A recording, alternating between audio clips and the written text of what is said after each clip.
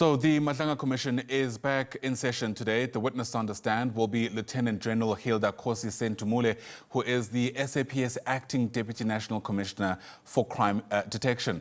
In fact, she'll be led by Adv Thabang Pooe.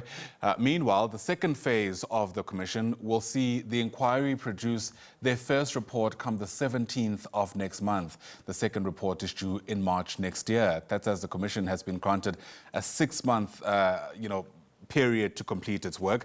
Let's distill all these details for you. Bring in now SABC News reporter Canny Maphanga, who joins us live from the Madlanga Justice College. And Canny, I suppose it's also a bit difficult to place where General Senthumule actually is going to be placed. I mean, they were still in the first or second phase of the inquiry's work.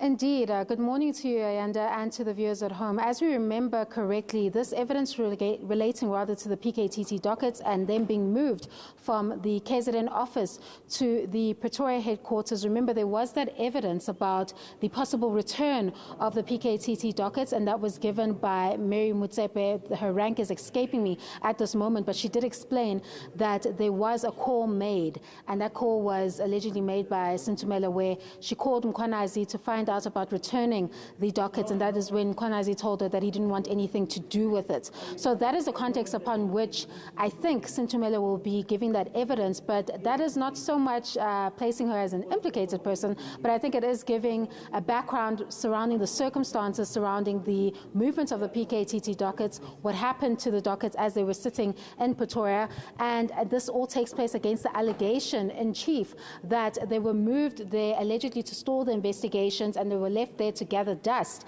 in the Pretoria headquarters. So I think that is what she'll have to touch on, and if we are looking correctly at the evidence, that is likely going to fall into phase 1 as the commission heads towards its December deadline to, I guess, pen that prelim report by the 17th of December to the President, Cyril Ramaphosa, for him to get an idea as to what has been taking place, the kind of work that has been done here at the Madlanga Commission, and the evidence that has been revealed in chief. Because as we speak right now, Ayanda, we haven't heard much, even though we're in phase 2, we haven't heard much from the implicated persons that have been named in this particular evidence before the Madlanga Commission. Of course, there was that evidence where we expected Brigadier Julius Mkhwanazi, we expected Lieutenant General Sunona of the Hawks, who have been heavily implicated in a number of allegations before the probe. However, those 2 days were lost by the Commission, and we've only really heard from Brown Mokgotsi as the alleged implicated person, and he is expected to return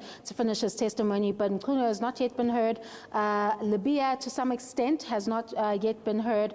And of course, Lieutenant General Shadrik Sibia, we haven't heard from him either. So a large part of the evidence that we've seen, or a large bulk of it, has been the phase 1, and we expect that this witness will likely fall into that position as she gives evidence regarding the PKTT dockets insofar as her alleged involvement once those dockets were moved to the Pretoria head office.